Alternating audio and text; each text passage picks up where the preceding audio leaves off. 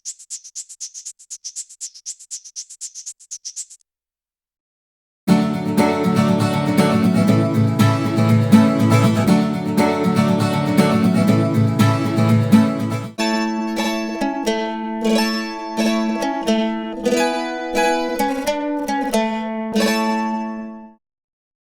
you to everyone for coming. This is week 8 of the Wilderness Issues lecture series. Our theme this semester so far has been Wild Waters in the West. We've heard from a variety of speakers on many different topics, all pertaining in general to our theme of water. Our final speaker in the series next week is Christine Brick. She's the science director for the Clark Fork Coalition. She will be presenting a talk titled Reviving a River, What Does It Take to Make the Clark Fork Clean, Healthy, and Whole? Christine will be the final speaker in our series, rounding out our semester with a story about reviving a river that we can all appreciate as Missoula residents and visitors. This week we're going on an adventure with John Turk. He is no stranger to this lecture series, having been a part of it a few years ago when he told another story about some of his adventures and work. John wears many hats in his life. He's a scientist, an explorer, an adventurer, and a writer. He has a PhD in chemistry and co-authored the first environmental science textbook, and has since co-authored many.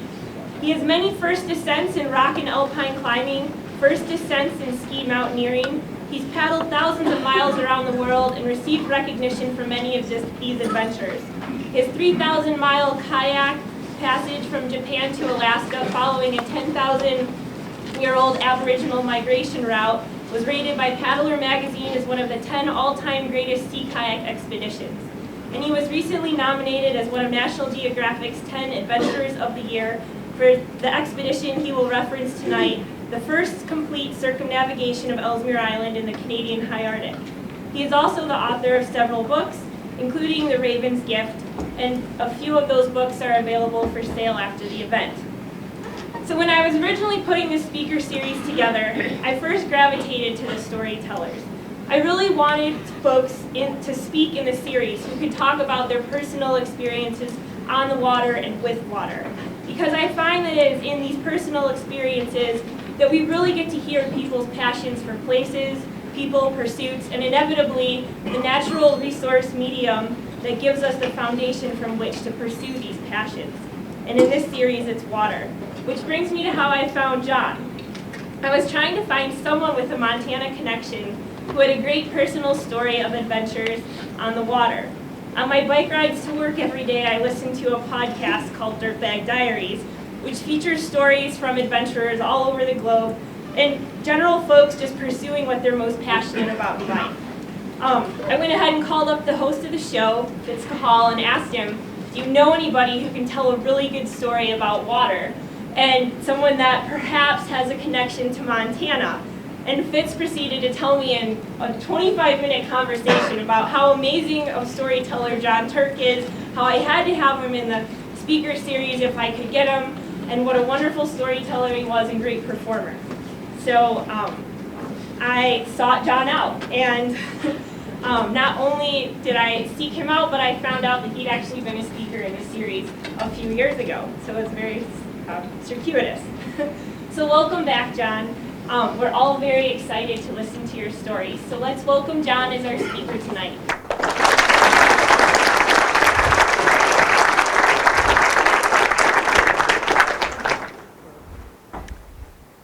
I woke up from one of those deep afternoon naps. You know, the kind when you first open your eyes and you go, where am I? What time is it? What day is it? What country am I in? What happened yesterday? What's going on tomorrow? And then I opened my eyes a little wider and I looked up and I saw this ceiling fan going whoomp-fada, whoomp-fada, whoomp-fada, swaying on a frayed wire like it's about to crash down on my head. I assess the situation. I'm naked. I'm bathed in sweat. Got it. Got it. Got it. Now I remember, I'm in Honiara, the capital of the Solomon Islands in the South Pacific. Right. Okay. I'm on the right page. What's next? I have to pee. I really have to pee. Okay.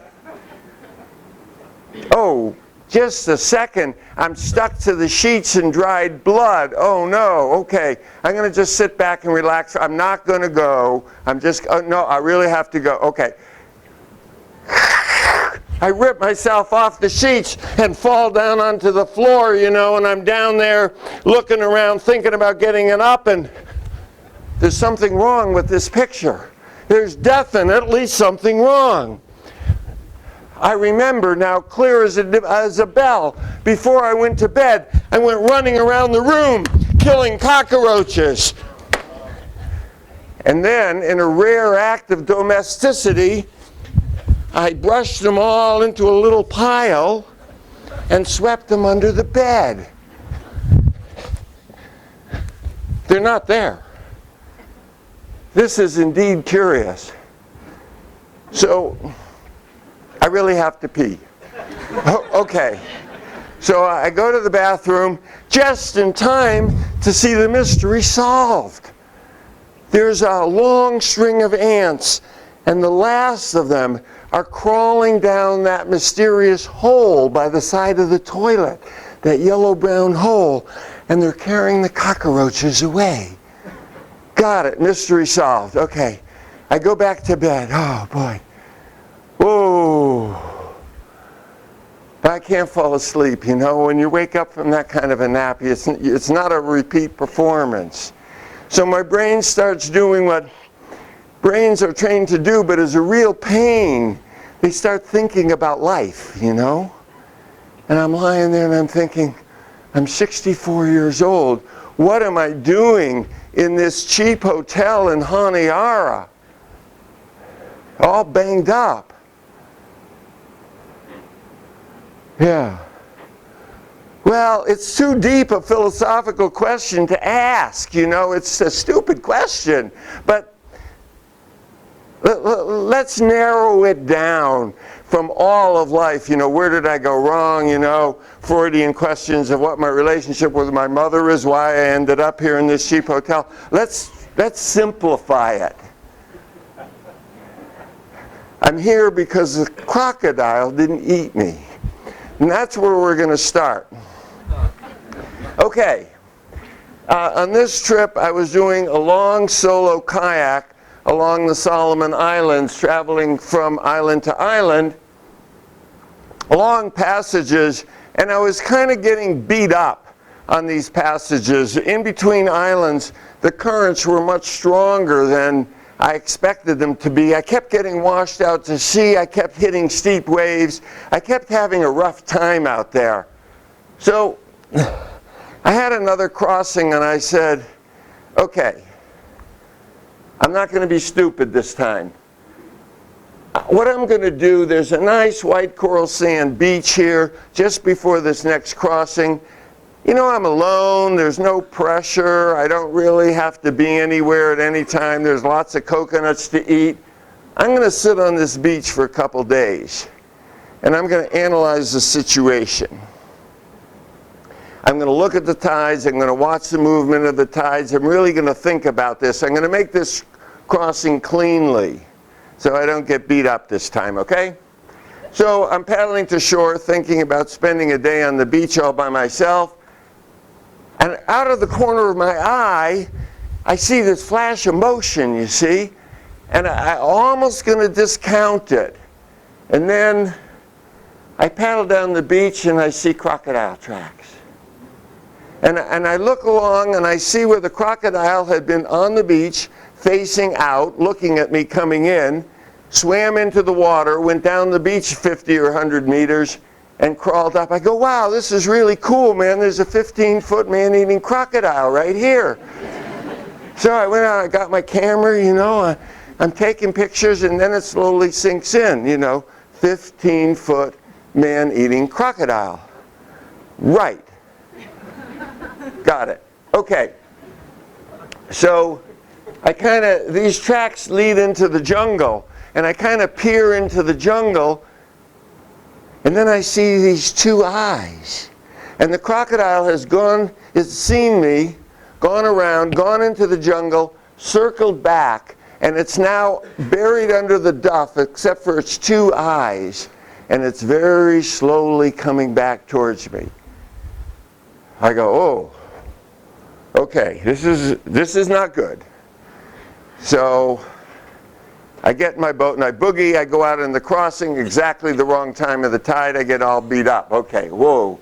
Okay, so now I didn't die. You know, I made the crossing eventually. So I'm paddling along, and now this is a game changer in the trip, you see, because now I've got winds, I've got currents, I've got storms, I've got rain squalls, I've got crocodiles. And this is something that I'm not prepared to deal with. I've kayaked many, many miles, but not had this situation evolve. So as I'm traveling along, I'm stopping in the villages, and I meet these guys. You know, I meet the olders, the elders, and the young kids. And this guy was a chaplain. I met him. Ammo, the currency of the new millennium. I don't know if he knew exactly what he was advertising. I meet the fishermen, the guys who are out to sea. And all these guys that I meet, they've been living with crocodiles all their lives. For generations, I say, hey, look, you know, I got this problem. There are these crocodiles out there, and they want to eat me. How do you deal with the situation? And they say, oh, man, not to worry. See, a crocodile isn't like a lion or something. A lion will grab you by the neck and break your neck or rip your jugular vein out and you're dead. Crocodiles don't operate that way. They grab you in their mouths, and then they take you underwater and bring you to the bottom, and they drown you. So you got lots of time because you can hold your breath. So you get in the crocodile's mouth and don't fight, you know, just relax a little bit. And you go underwater and just give it a few minutes, take your time, get your orientation of your body position, and get all ready, and then reach around and poke them in the eyes. It works every time. They'll let you go. I go, okay. So I'm paddling along, you know, kind of rehearsing it, you know. I got it. I'm under control of this situation. So then I meet this guy, and he goes, hey man, you know, where are you going? I go, I'm going up this way. He says, I'm going that way too. Can I paddle with you for a few days?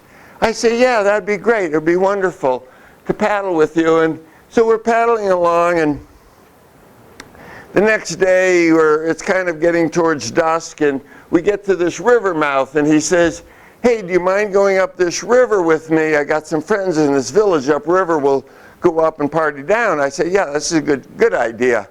And then I start thinking, you see, I've read the Lonely Planet Guide to the Solomon Islands, and it says crocodiles hunt in river mouths at dusk. And I go, we're in river mouth at dusk. So I bring the subject up to him. I says, do we have a problem here? And he says, no, we don't have a problem. In another river, we'd have a problem, but in this river, these crocodiles are really the reincarnation of my grandfather. And because they're in the family, they won't hurt us, and because you're with me, you're cool.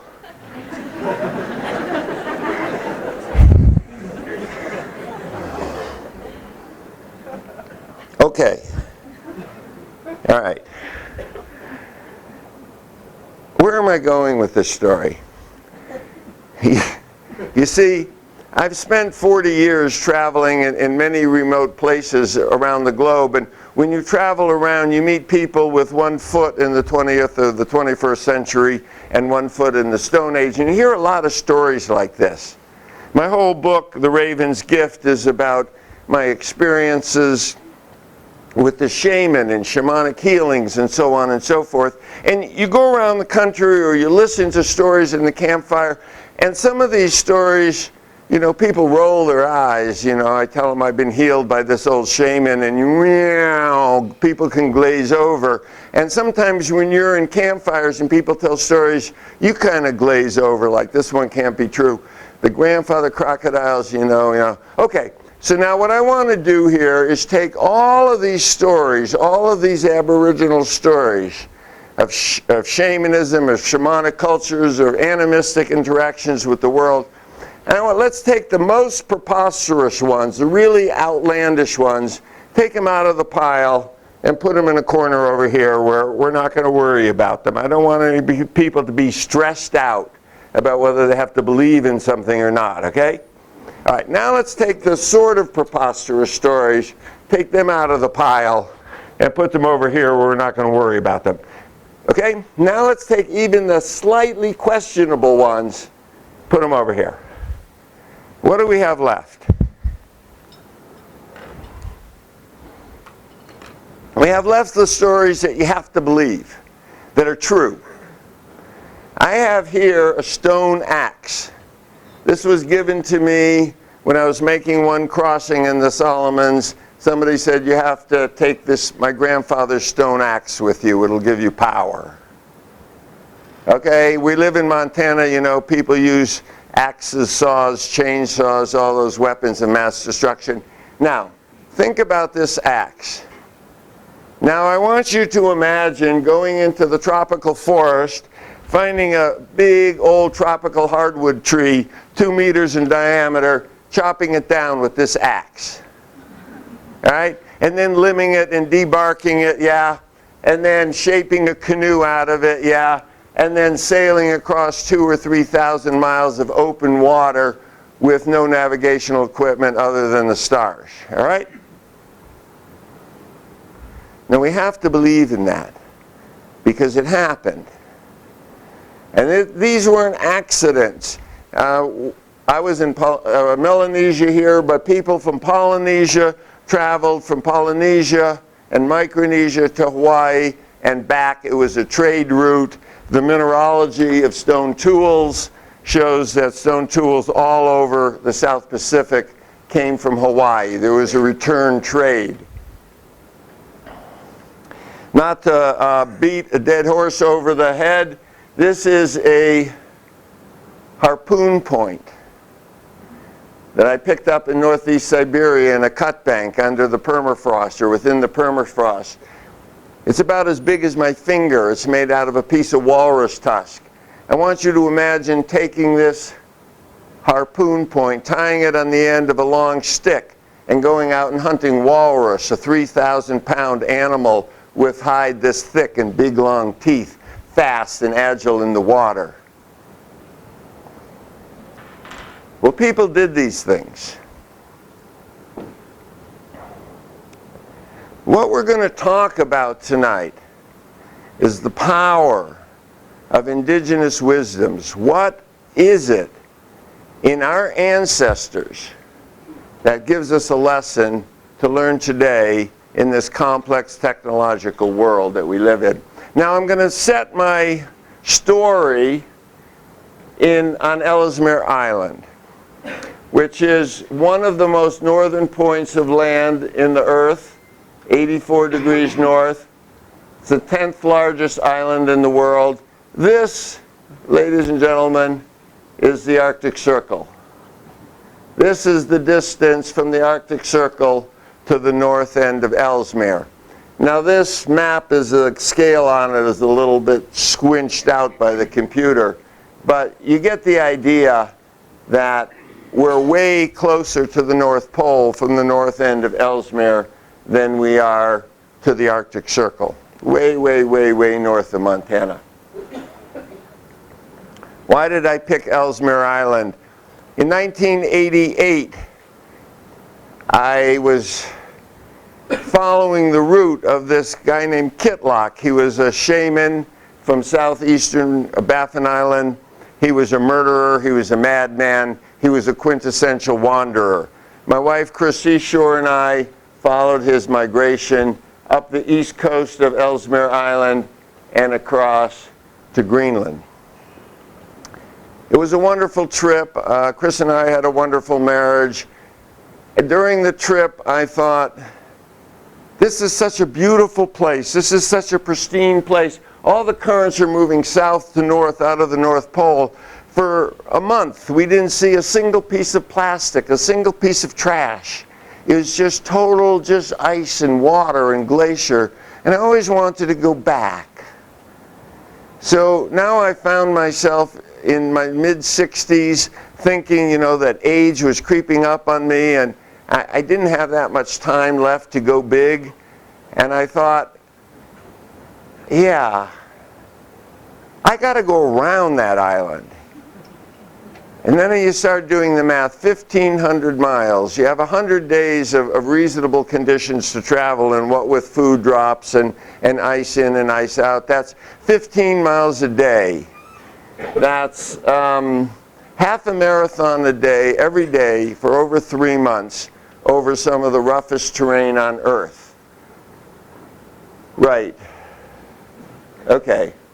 So there's a guy who lives down here in Stevensville, Tyler Bratt. I knew his dad real well. His dad and I are the same age. He's a younger generation. And I was one of many local West Fork and Lower Bitterroot people who taught Tyler how to kayak when he was little. I remember him when he was 6 years old. And Tyler grew up to be one of the world's most radical whitewater kayakers. He holds the record, the world record for waterfall jumping in a kayak, 187 feet, more than a climbing rope length, off a waterfall. Right. So I meet Tyler at Salt Lake at the trade show one day, and Tyler says, "Hey John, man, you know, remember those days when you helped teach me how to kayak? Let's do a trip together." "Yeah, dude, yeah, okay." And I kind of forgot about it, you know, because he was getting famous and hanging out with all the other 20-year-olds and stuff. And then he calls me up. He says, "John, remember we said we were going to do something?" And I go, "Okay, we're going around Ellesmere." So he says, "Okay." And then we go over the maps and the ice and this and that. He says, "We need more horsepower, so we need Eric Boomer." So we get Eric Boomer involved. He's another totally world-class whitewater boater that does, you know, so totally amazing things, and the three of us decide to go. Then Tyler jumps the waterfall and breaks his back. It's down to me and Boomer. Okay, we'll get to there. So anyway, here's the route. We start in Grise Fjord. It's the only civilian settlement on the island, 141 people. There's a commercial airstrip there, so we can fly in without spending all the money for a charter. Go around Eureka Weather Station, Canadian Weather Station. We can get a food drop there. McClintock Inlet, we're supposed to get a food drop. It never materialized. Ward Hunt is a place where the North Pole groups start. We got a food drop there. Alert, this is where the Canadian military is. A couple more food drops that didn't materialize. As I said, 1,500 miles, 100 days. Got it. Okay, what we're going to talk about today is ice. I've squandered, 15 minutes of my talk before getting to the topic. We're going to talk about ice. This is the polar ice cap. Where are we going with the ice? This series that we're talking about, the series that you've been in, is how water shapes the landscape.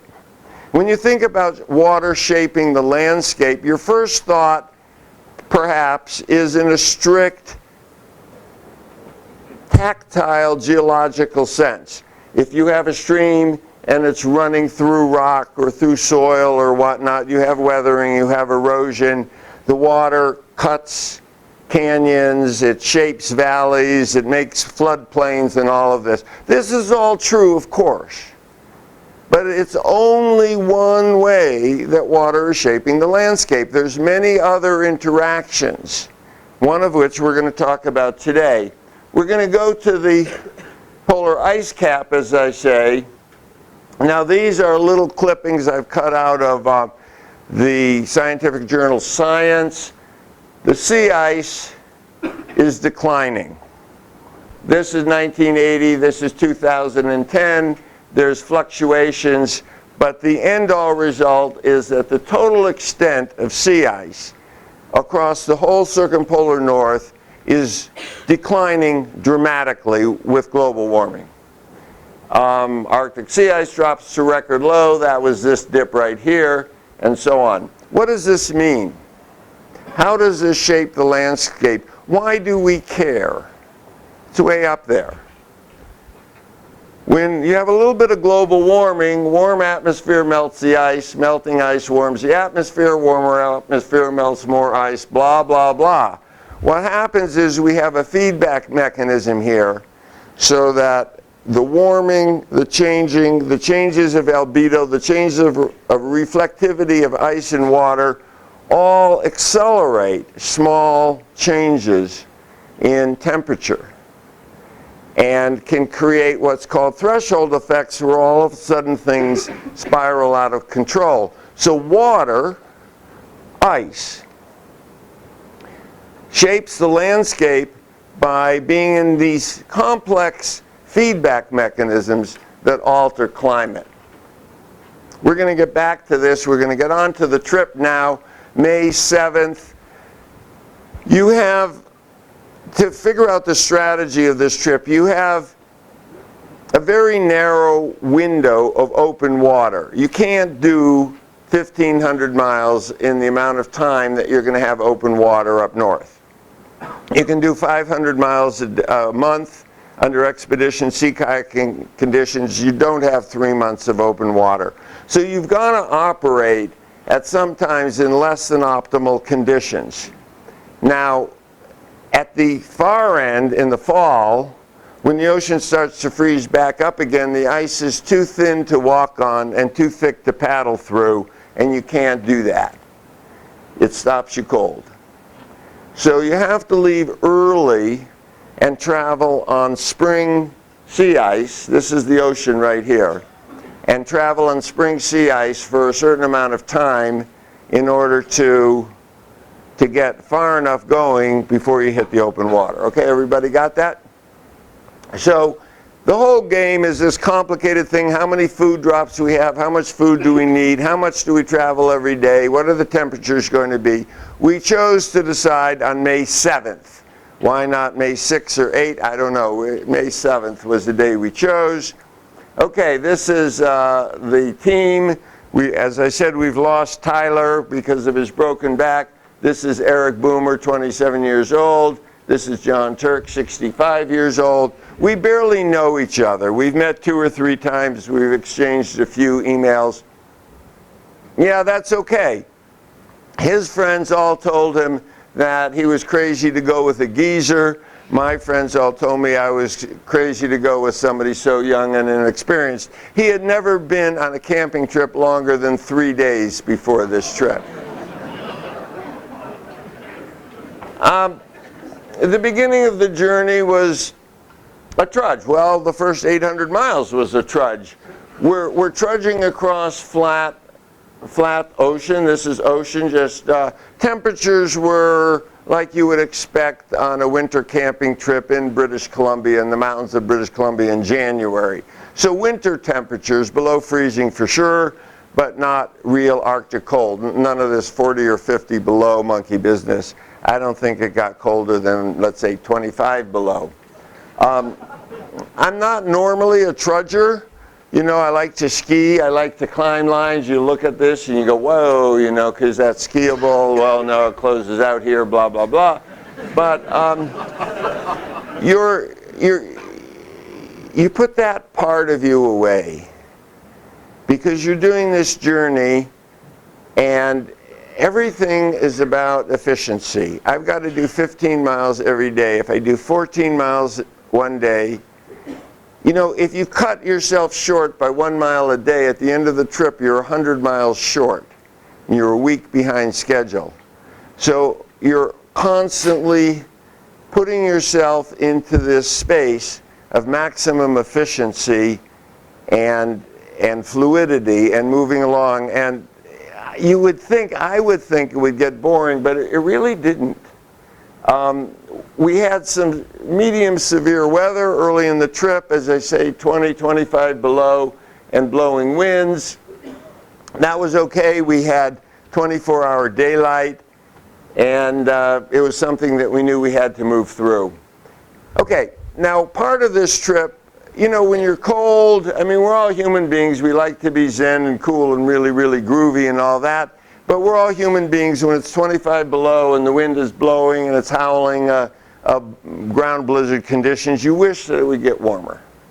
You think, oh man, it would be really nice to get warm. At every stage in the expedition, we wished for what we thought were better conditions, And when we got those conditions, they were worse. So we wished for warmer weather. We got it.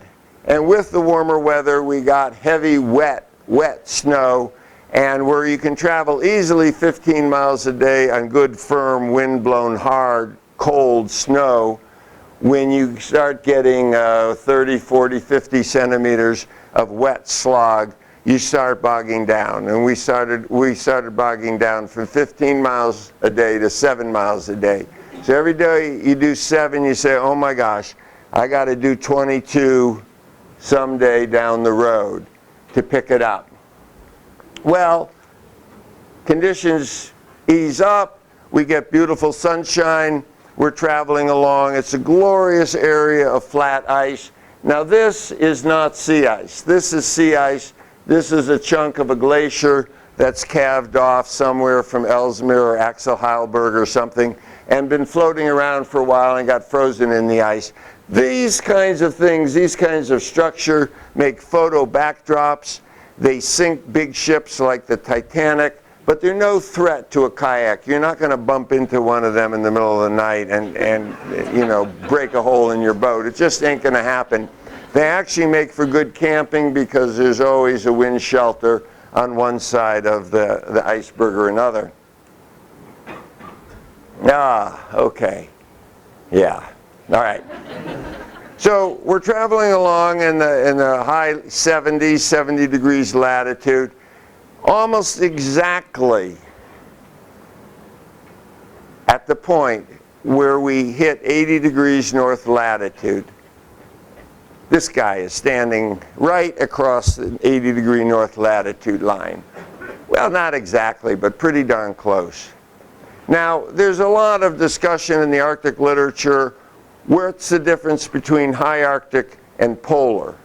But pretty definitely, most people will agree when you cross 80 degrees north, the North Pole, of course, is 90. When you cross 80, you're getting into the polar zone. You've left the high Arctic. So this guy not only was waiting for us at 80 degrees north, he hung out with us. He camped with us. He bivvied up about a body length or less from our tent, stayed with us all night. So what do you make of this? Well, you see, this is fact. This was a wolf. It's a real wolf. We took a picture of it. We're not making it up. But the story around the wolf is any story you want.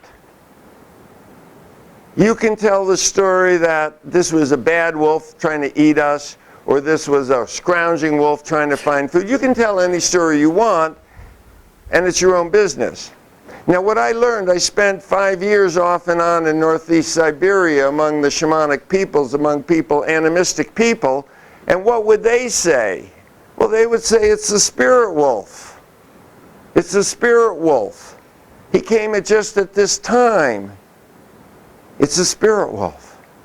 And I've spent enough time in this environment to agree with them.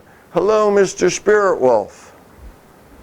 So now I spend the whole night thinking, what's the spirit wolf telling me? Is the spirit wolf guaranteeing me safe passage? No. No. No, no, no. There is no safe passage in the polar zone. That's not the point. Yeah. The magic of vulnerability, embracing uncertainty. It's saying you're coming into the polar zone, my friend. It's dangerous up here. It's cold, it's scary, the wind is going to blow, the ice is going to be rough. Enjoy it. And this is what we're talking about. I think this is the foundation of the environmentalism, of deep environmentalism, which I'm going to talk about over and over again tonight. Because you see, if you don't like uncertainty, when there's uncertainty evolves, what are you going to do? You're going to buy yourself a bulldozer. And if you have greater uncertainty, you're going to get a bigger bulldozer. And you're going to grind things down. You're going to try to push things out of the way. And that's our problem. So the polar wolf was telling me, you might die up here, that's okay, but accept it, be with it. You're entering into this very, very, very dangerous zone. And to me, it was a big high point. Boomer and I talked about it. He didn't agree with me at first, but as the trip went on, you know, he started talking about the polar wolf. Okay. I'm not the first person that's been thinking about this. I'm going to give you just a 15-second background of my own history. I started off as a research scientist, as a chemist, working under a grant from the Environmental Protection Agency on research, basic research that was related to air pollution. I went on from that to becoming an environmental science educator and worked for 40 years, 35 years, first with my father and people in Connecticut, and then with Gray Thompson, who's a professor emeritus at this university, who's here in this audience, writing environmental science books. So two of the very important components of the environmental movements: basic research, education about that basic research. And now I've become a science an adventure writer, a public speaker. And this is the third important part. And I bring up this quote because George Schaller is one of the most preeminent wildlife biologists in the world today. He's a scientist, he's been an educator, and what he's telling us is the story of the polar wolf. Can you put a value on a river or the cry of an animal? Unless you can convince people of the spiritual value of the environment, the cause is lost. So there's all these things. Yes, you have to fix the environment technically, but you have to feel what the polar wolf is telling you, or the cause is lost. The Aboriginal people that I've been traveling among say exactly the same thing. This message comes at you from many different ways. This is Marina, whom I met in Telovka in northeast Siberia. She said, if you lose the magic in your life, you lose your power. So many people in our world today say power comes from technology. Yeah, technology keeps wings on airplanes, and when we all fly in an airplane, we're all happy that there's technology, that the wings don't fall off. But where does your power come from? It comes from magic. And if you accept that, then you change your whole way of viewing the world. So I'm going to go on the trip here. We move out to the north coast of the island. At the north coast of the island, there is no land between you and the North Pole. So the North Pole polar ice cap is swirling around. It's driven by winds and currents. It has a tendency, ice forms, it freezes. It has a tendency to smush up and create pressure ridges. These are all pressure ridges, right? So at the beginning, we had fairly easy travel, and this is a subtle point. It's easy to miss. Along the pressure ridges is blown-in snow. So you have wind-blown snow that's packed hard and creates ramps through the pressure ridges. So this is pressure ridge ice, but it's pretty easy to maintain 15 miles a day. It's still cold. This is still good, hard snow. So the sun is shining, you know, it's cold, so you wish for it to get warmer, of course. Really warm. Let's get hot. Let's take our shirts off. Here we are. Boomer's got his shirt off. It's hot. We're now into June. And what happens when it gets hot? Snow melts. Snow melts faster than ice. So what happens is these nice ramps of wind-blown snow melt. And what you left with is this angular ice, this pressure ridge ice with no ramps in between. And all of a sudden, your journeying gets harder. And in this kind of stuff, we're still making 15 miles a day, but we're working a lot harder for it. We're traveling over this broken ice. In the beginning, we had a disagreement about how heavy our skis should be. Should we go really light, or should we go a little heavier? Boomer chose really light skis. They started to break. he kept moving the bindings around. I said, Boomer man, you know, the bindings are supposed to be in the middle of the ski. There's a reason there. But as the ski kept getting shorter and shorter, you know, he's moving the binding towards the front of the ski, hobbling along the best we can. Well, now it's getting really angular. We're getting meltwater pools. This is fresh water on top of the ice. The ice is still 2 meters thick. You can no longer travel by skis at all. These are the skis I got married in to the woman that I showed at the beginning of the picture, Chris, whom I did the trip with in 1988. She died in 2005. I left the skis up there. I left the skis up there. So it's getting warmer and warmer. We're getting lakes, and we're starting to walk through ankle deep, knee deep, crotch deep water, freshwater pools, dragging the boats. The traveling is easy, but our feet are starting to swell. We're starting to get sores. Things are starting to break down. Bodies are starting to break down. We were very concerned when we left Eureka. We had 300 miles to go to our next food drop. We had 50 days worth of food. Why did we have 50 days worth of food to go 300 miles? Because that's all the food that would fit in the boats, you see. But we were worried if we had really rough ice, that meant we could do 6 miles a day. Well, 6 miles a day would put us way behind schedule, but at least we wouldn't die before we got to the next food drop. Then we could worry about that. We were worried that the ice would be really, really rough, but it opened up for us, and we had some good traveling to our food drop. We had Pringles and rum. We resupplied. Life was good.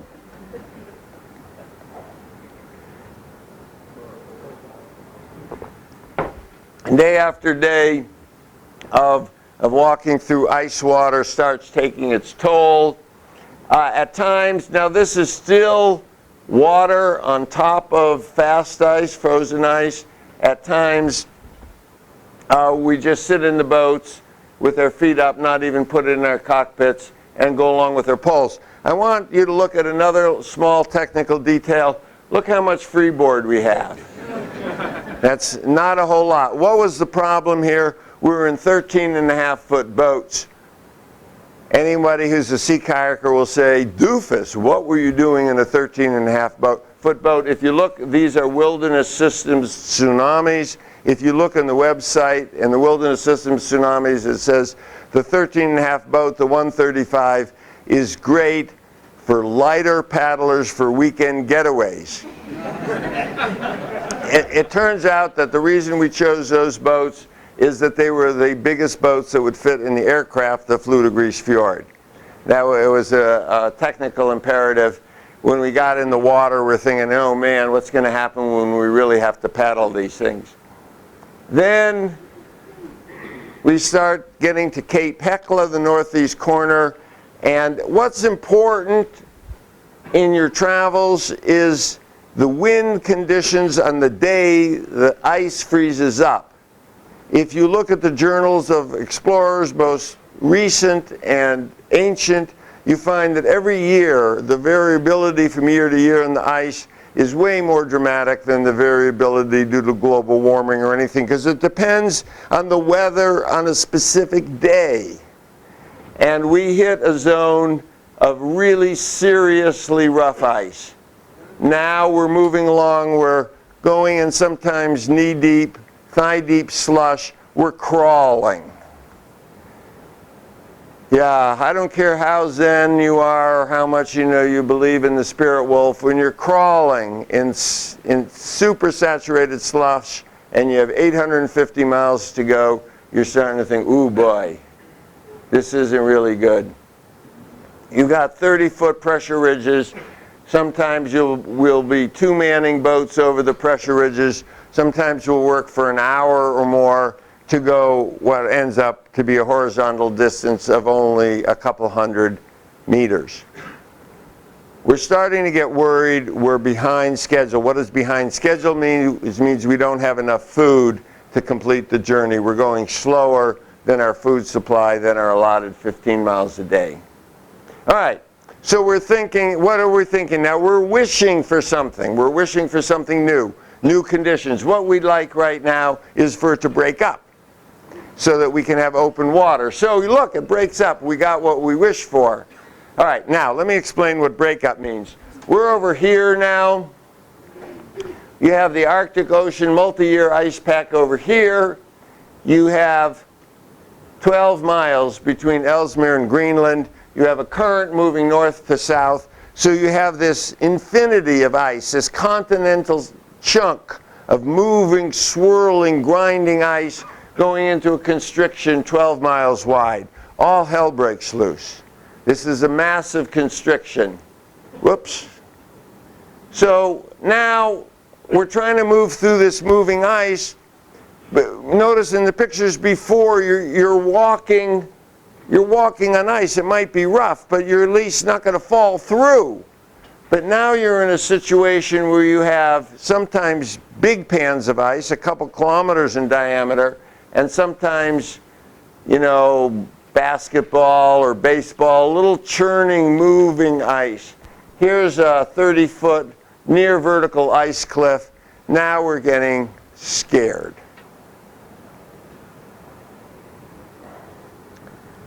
So when you get scared, you need some kind of a paradigm to get you out of this mess. You need some kind of a relationship with the environment.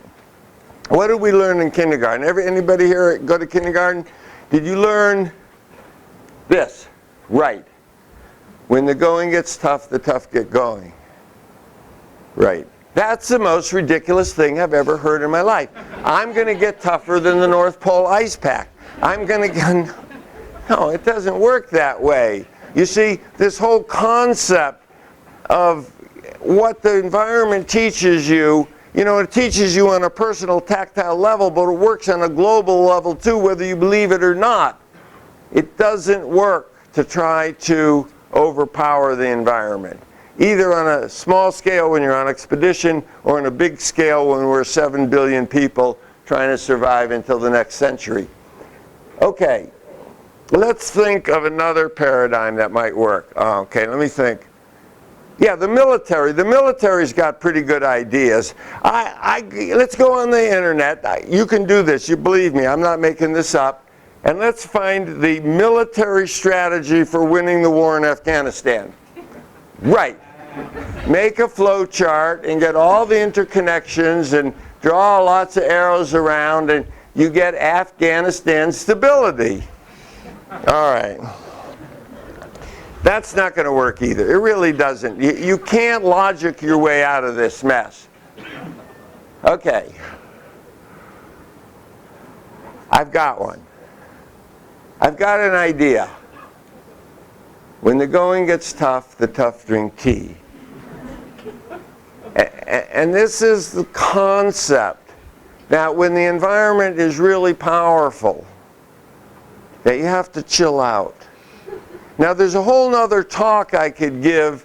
I've been on TED Talks and doing a bunch of stuff. There's a whole concept that's going around now that's scientifically proven that functionability, your ability to deal with a situation, comes from your emotional state.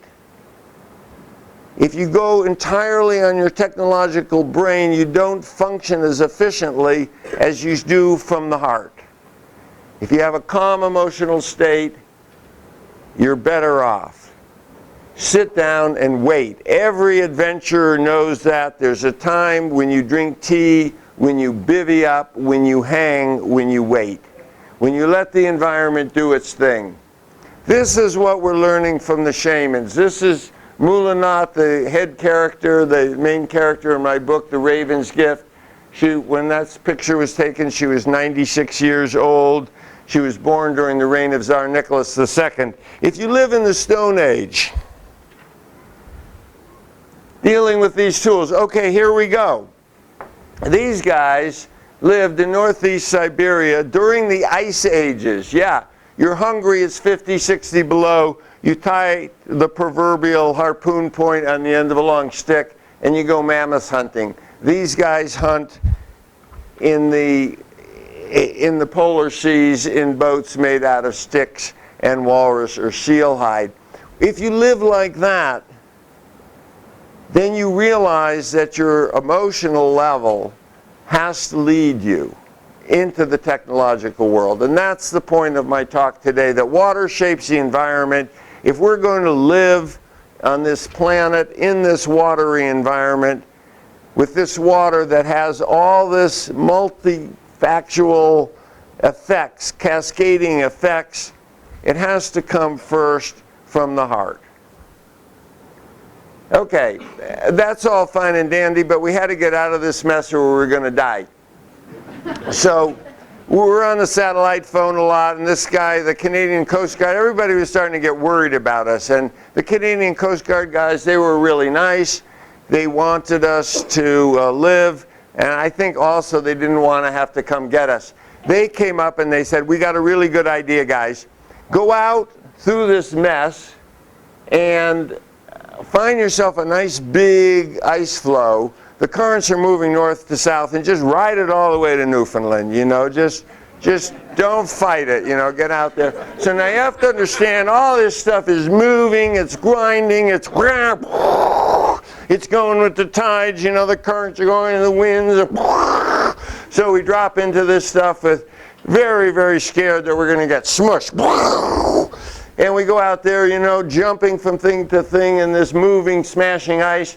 Oh, jumping along, you know, we're long lining the boats now. When things are too scary that you're afraid they're not going to stay right side up, we were long lining the boats. You'd take a long line and you'd run until you'd find a stable flow, and then you drag the boats up to you. Hey, and then we found the big flow. Yeah, okay. We were looking for a big, thick flow. Things were mashing and getting mashed. Chunks of ice were crashing into the air. We wanted to be on the masher flow, you know. If something was going to get mashed, it wasn't going to be us. We were going to be the mashers. We found this big, thick chunk of multi-year ice. We set camp and we go, we're going to Newfoundland, you know, this is really good. So it's all good. We're going about 0.3 of a mile an hour, you know, which isn't all that good, you know, but it's still 7 or 8 miles a day. I'm looking at my GPS. Boomer's taking a nap. Hey, see, hey, Boomer, man, you wake up. Whoa, what do you want? What do you want? Turn on your GPS. What's going on here? Oh, we're going the wrong way. We got caught in a back eddy and we were headed straight north, 2.5 miles an hour back into the polar ocean. We said, we got to get out of here. And then the back eddy starts closing up. The ocean opens up. It slams back together. The ice starts smashing up, and our smasher flow starts breaking up underneath us, you know, and it's shaking. There's ice like you're in an earthquake. There's waves going through it, cracks opening, it's breaking in half, it's splintering. We got to get out of here. So we make a mad dash for shore. Woo! Woo! Okay, we got to shore. We were, you know, we only lost a couple of miles in a day and a half, and we didn't die. All right, so now we've got kind of shallow water here, and these big chunks of ice are underwater quite a bit, so they're grounding out on the land, so we can move along. We have a little shore lead along the edge. We're moving along. Sometimes the ice smushes up against the land, and we have to drag them over the ice. Sometimes it really smushes against the land. We have to portage. We're making sometimes 1 and 2 miles a day. We're getting seriously behind time. We ate up 1/3 of our food going basically nowhere. We're pushing as hard as we can. We're making 1 mile, 2 miles, 3 miles a day at the most. Struggling, pushing through the ice. We don't even get in our boats. We sit in them. We have crampons on. We're out. We're in. We're dragging. We're pulling. We're moving 1 mile or so a day. Every day we're getting 14 miles behind schedule. Our food supplies are going down. Rescue here is sort of unthinkable. There's no way you're going to land a fixed-wing plane on this. There's no helicopter within fuel range. So if you call up and you say, this is really scary, I'm really nervous, I don't like this, could you come pick me up? The answer is no.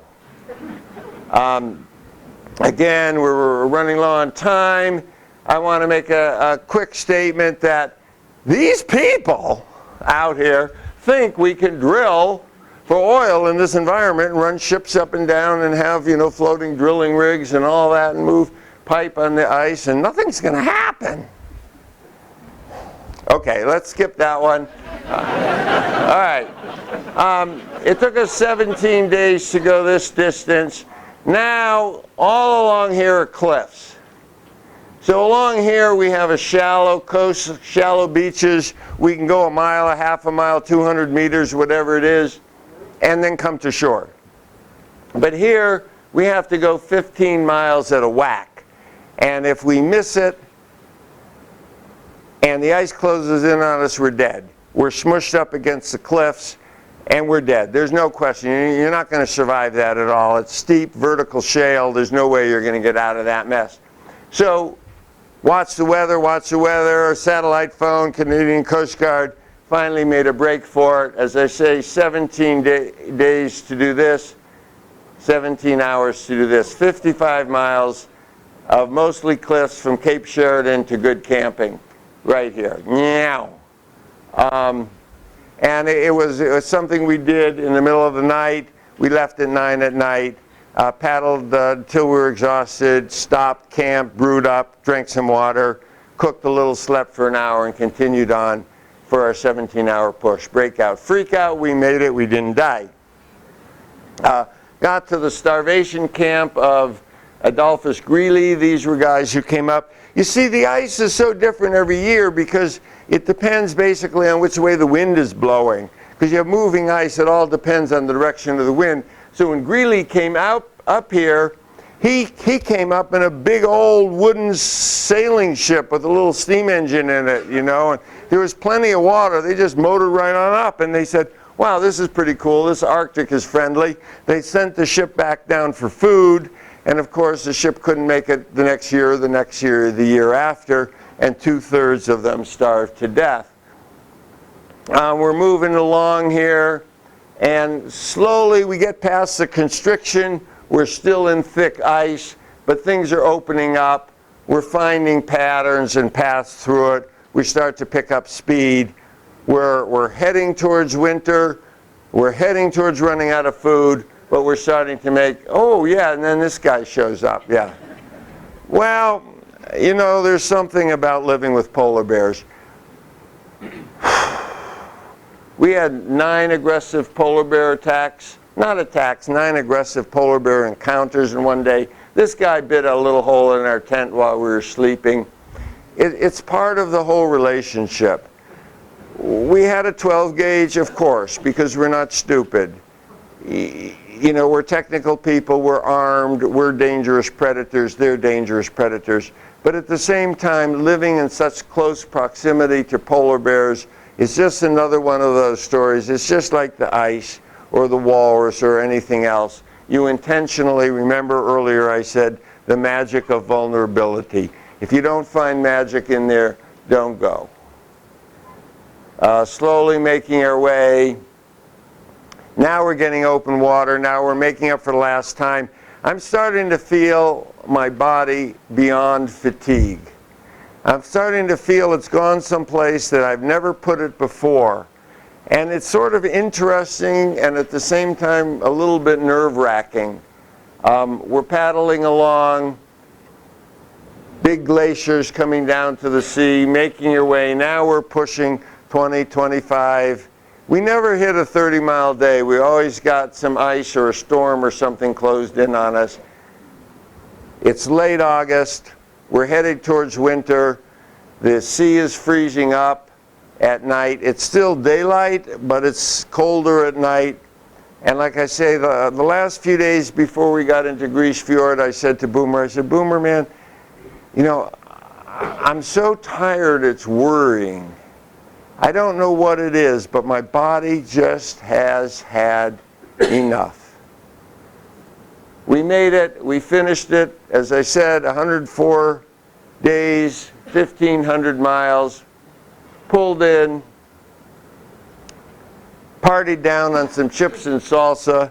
39 hours later, my body totally shut down metabolically.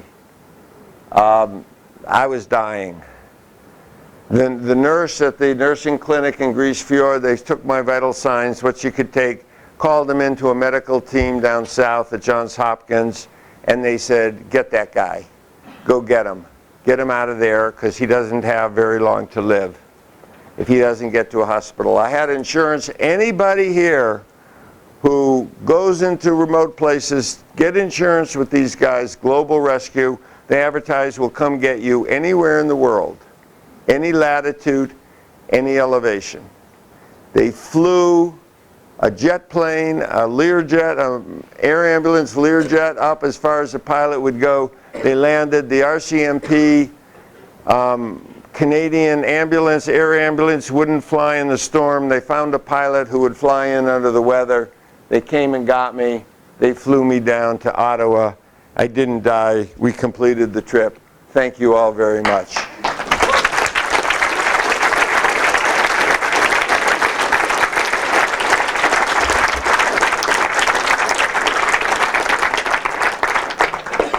I ran a little long. I'm going to make two quick announcements. I do have books for sale. I know many of you in this room have bought and read my books. Thank you. But those who didn't, I have some. Number two is we're taking this whole story that I'm telling you. I'm working with a modern dance company in Boston, a professional dance company. We've played in Boston and San Francisco. We're bringing this to Missoula in the fall. Any of you who are interested, I appreciate if you can. It's a really great thing. Okay, thanks. Questions? Yeah? Are you still friends with Boomer? Oh, yeah. Oh, yeah, Boomer and I are best buddies. I mean, we don't see each other. You know, he's closer in age to my grandchildren than to my children. But we're sharing the podium. We have a bunch of talks down in Colorado. We're going to share the podium together. And yeah, he's a great guy. We had a great time together. Yeah. What was wrong with you physically at the end of the trip? We were just talking about that. Basically, the cortisols and all the adrenaline in my system was keeping things. You know, my whole body was inflaming.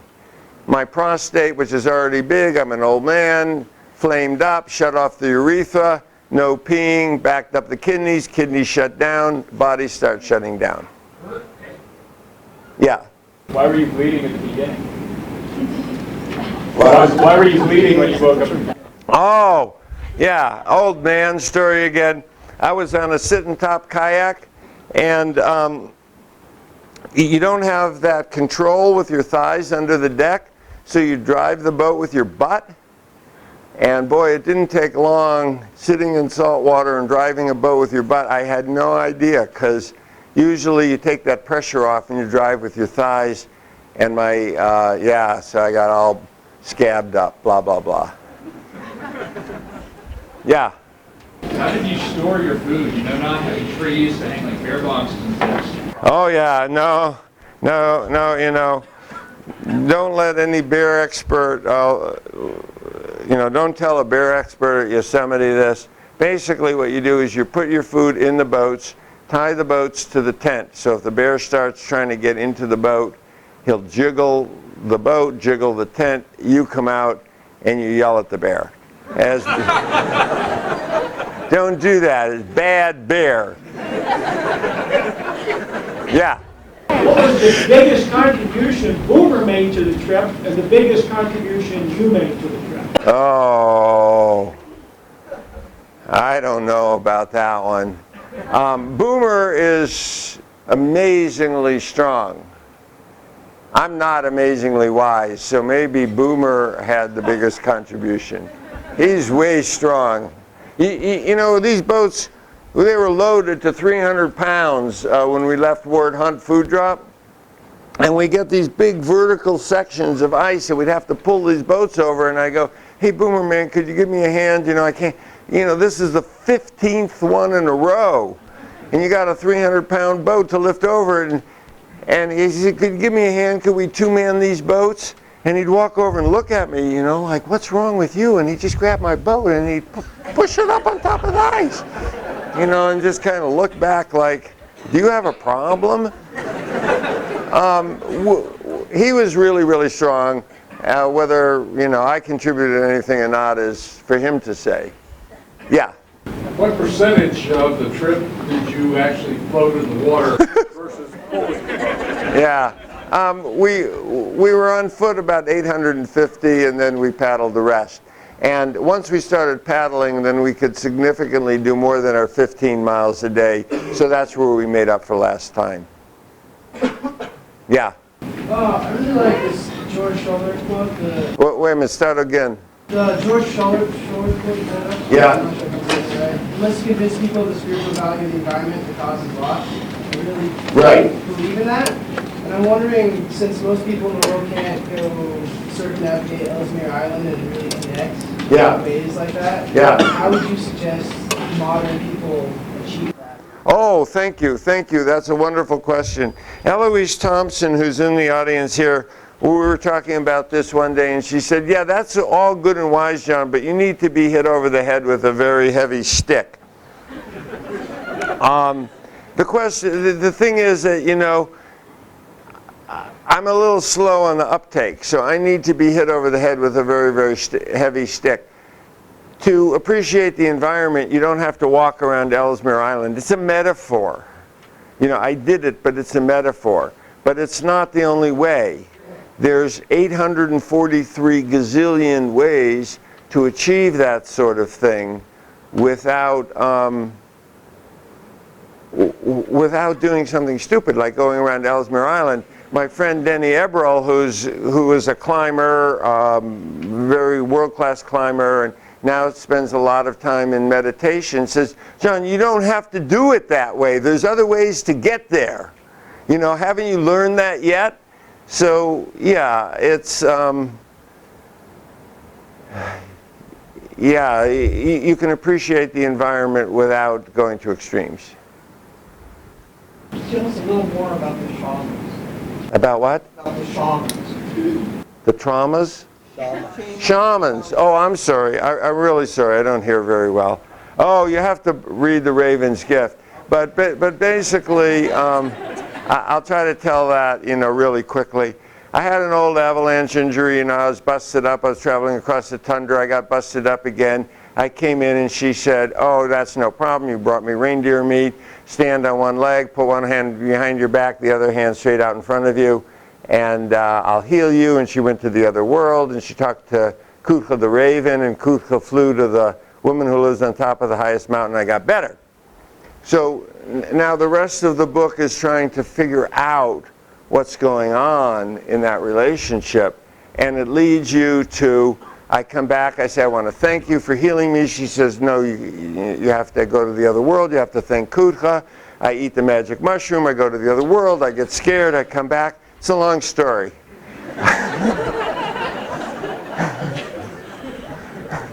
I didn't mean to brush over it too fast, but it is a long story. Yeah, Mark. Earlier you said that some of the food drops did not materialize. Right. So what did you do? We had less food. I mean, on your way there, you had a little extra food to begin with. When you get to where there's supposed to be a food drop. Well, we knew ahead of time that the food drops didn't make it because the ice was too rough, because weather was wrong, planes weren't flying. So we actually didn't have enough food to do the trip. And then we ended up raiding an emergency food cache at Fort Conger. And that was okay with the Park Service. We talked to the Park Service about it. And they said that's what it's there for. This was a starvation camp. We don't want anybody ever to starve there again. Raid that raid that. So we raided with permission from the Canadian Park Service. Full knowledge. Yeah, without that, we would have been in trouble. Yeah? I was wondering if you thought the bear maybe was talking to you for some, the wolf in the beginning, the bear at the end. Right. If there was some message, or was it just bear bitter? Well, of course. Yeah, I mean, of course there's a message. And it's a message, it's the same message that you're vulnerable.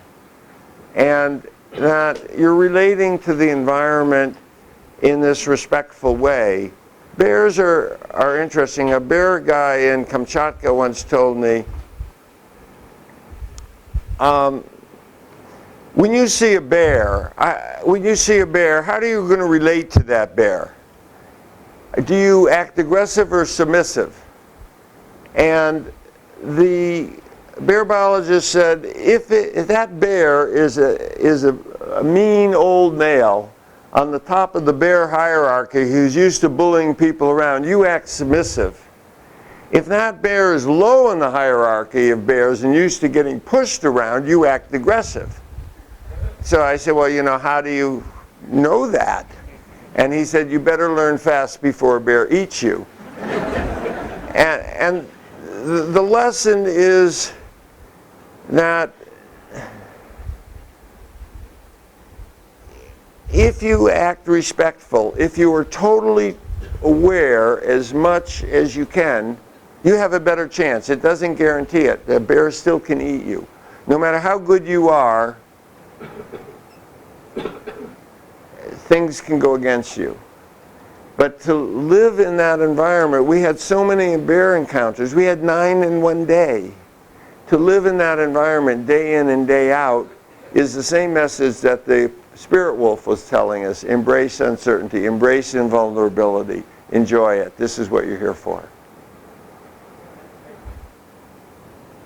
Was there any change in the landscape since you've been there in the 80s? Is there what? Did you see any noticeable change that you could notice? Yeah, I did, and I'm sorry I don't have a photograph of it, because remember that earlier photograph of Chris in the green kayak with that big Tidewater glacier? Well, we came to the same place, and I looked on the map, I looked on the GPS, we were in exactly the same place where I took that picture, and there was no glacier at all. Actually, there was like an ice field that just came gently down to the sea, and I took a picture of it and went, wow, before and after. Then when I was editing the photos, I looked at that photo and I said, what did I take a picture of this dumb little snowfield for? And while it was still on the camera, when you can't retrieve it, I pushed delete. And as soon as I pushed delete, I realized that's the before and after picture of the Alfred Newman Glacier. So yeah, there's massive changes from 1988 to now in the extent of the glaciation. Yeah? I just wondered what the inhabitants there in that little community at Ellsworth Island, if they talked about climate change, what they've been noticing in their lives. Sure. They live on the ice, they hunt on the ice. It's very, very tricky. It's very, very tricky, and I've seen too many exaggerations in the literature. Because sea ice is 2 meters thick. If it decreases by 10%, it's still thick enough to walk on. I've seen people say that because of global warming, you can't walk on the sea ice anymore. Well, that's just simply not true. And what happens is that the ice doesn't melt. It cracks and it breaks up and it starts moving around and floating. So then the direction and position of the winds and the intensity of the winds affects things. So it's very, very complicated. But the bottom line is that in August, when you used to have lots of ice, seals and polar bears, now at the end of August around Grise Fjord, the last week, we did not see a single piece of ice. So the change is huge. And with that change comes massive changes in the ecosystem, in the distribution of animals. And if you're living as a hunter, the changes in the distribution of animals are a matter of life and death. How are we doing? We running out of time? A couple more minutes. We got a couple more minutes, yeah. What's next? Well, when I was in the hospital, you know, they finally medevaced me here to St. Pat's. When I was in St. Pat's, I made a statement that I was going to quit expeditioning forever. But that isn't true. I've met this magical guy, Malu Bean, in Xinjiang province in the Altai Mountains. And Malu Bean and I are going to go on a mountain bike ride to the birthplace of the Dalai Lama coming up. That's in the planning stages right now. But it's not going to be as hard as this trip by a long shot. Yeah? How long did it take you to prepare for a trip like this? I'm not the right person to ask about this because I do things a little haphazardly. About 10 months. I probably should have, you know, some guys take a couple of years. We just, you know, our temperaments wouldn't, if you planned it, like when Tyler got hurt, people said, would you put it off a year? There's no way we could put it off a year because it doesn't work that way. About 10 months. Yeah. So you travel around the world to very remote places and you meet with indigenous populations. How do you communicate with them? People? With people? Oh, that's a really good question. Yeah, it's so complicated. Sometimes we hire interpreters. Sometimes we luck out. In Canada, of course, they speak English. In Russia, I ended up traveling for several years with this magical man named Misha, who interpreted for me, who was also my expedition partner. One year, we had an interpreter, and he said, this is a job from hell, and quit. And we traveled the whole year without communicating with anybody. One more. We'll go for one more. One more lucky person. Yeah.